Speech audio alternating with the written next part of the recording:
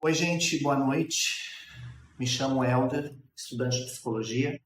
Eu e a Manuela, a gente tem a tarefa aqui de gravar um vídeo no Setembro Amarelo, com fundo amarelo, mas não tem nada a ver sobre isso. O vídeo é sobre a resolução número 9 do Conselho Federal de Psicologia de abril de 2018, né, que ele regulamenta a comercialização e o uso, a elaboração de testes no Brasil, de como eles devem ser feitos de uma maneira científica, ética, de uma maneira e usados de forma responsável. Isso. Esse teste também pode ser usado em vários contextos, né? Clínico, organizacional, escolar. E a resolução que a gente vai tratar, a parte da resolução, na verdade, é sobre a justiça e direitos humanos na avaliação psicológica. Justiça e direitos humanos na avaliação psicológica. Que são dos artigos 30 ao 36. Né? Começando ali no artigo 31, fala sobre a produção, validação, tradução, adaptação, normatização e comercialização e aplicação desses testes. Tem várias coisas que são vedadas, que são proibidas pelos psicólogos e psicólogas, né?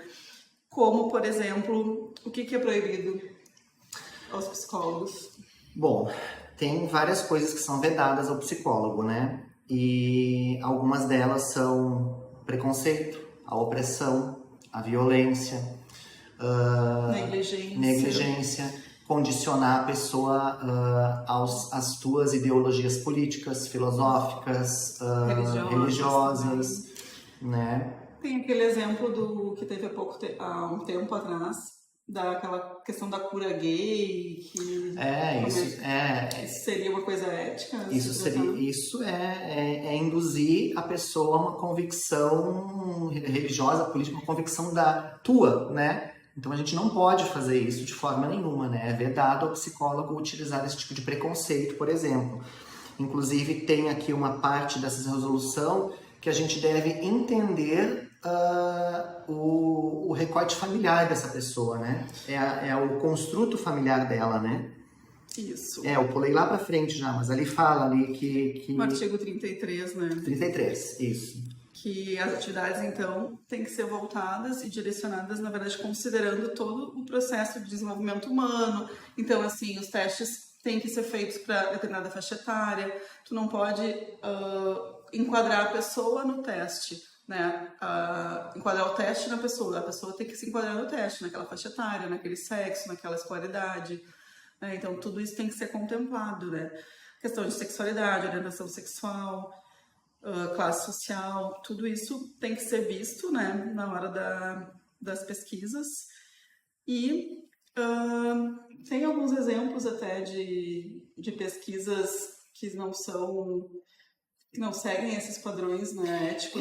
Tem algumas que eu lembro aí do passado, né, por exemplo, como as pesquisas que elas usavam de tortura, né? Aquele caso do pequeno Albert, né? Isso, ele usava de tortura, violência.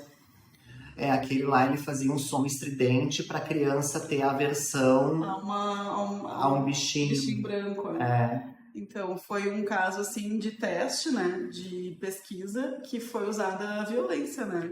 Então, naquela época, né, antes da gente ter essa resolução aqui...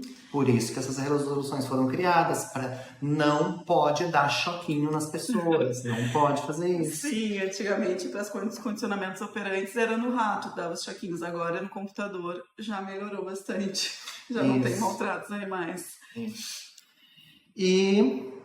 E se aparecer algum tipo de teste nesse sentido, né, para uma tradução ou surgir um estudo, né, que se direcione para uma opressão, para uma violência, é vedado ao psicólogo fazer qualquer tipo de elaboração nesse sentido, validação nesse sentido ou tradução de teste nesse sentido.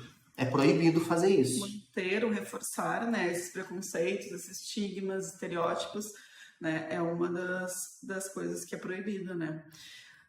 E ali a gente falou, né, adaptar os testes para situações também não, né? Tem que ser uma forma científica, né, as pesquisas têm que ser científicas e validadas, né? De uma forma E elas têm que ter imparcial. um fim, né? Elas têm que ter um objetivo, né? Exatamente. Não vou sair aplicando o teste porque eu tenho esse teste aqui na minha gaveta. Não, ele tem que ter um objetivo do porquê, uma finalidade que eu vou aplicar esse teste para aquela determinada pessoa, né? E se encaminhando aqui para o fim, é bem curtinha, mas extremamente importante, né? Esses artigos. Aqui também ele delibera sobre os casos que eles não aparecem aqui, né? Então, os casos que não estão descritos nessa resolução, eles vão ser avaliados e deliberados pelo Pleno do Conselho Federal de Psicologia. Igualmente, aqueles psicólogos, né, Manuela, que infringirem qualquer uma das regras, elas também vão sofrer as penalidades, né, por ter infringido essas regras segundo as resoluções do Conselho Federal de Psicologia. É isso aí, então, gente. Beijo. Obrigada. Tchau. Tchau.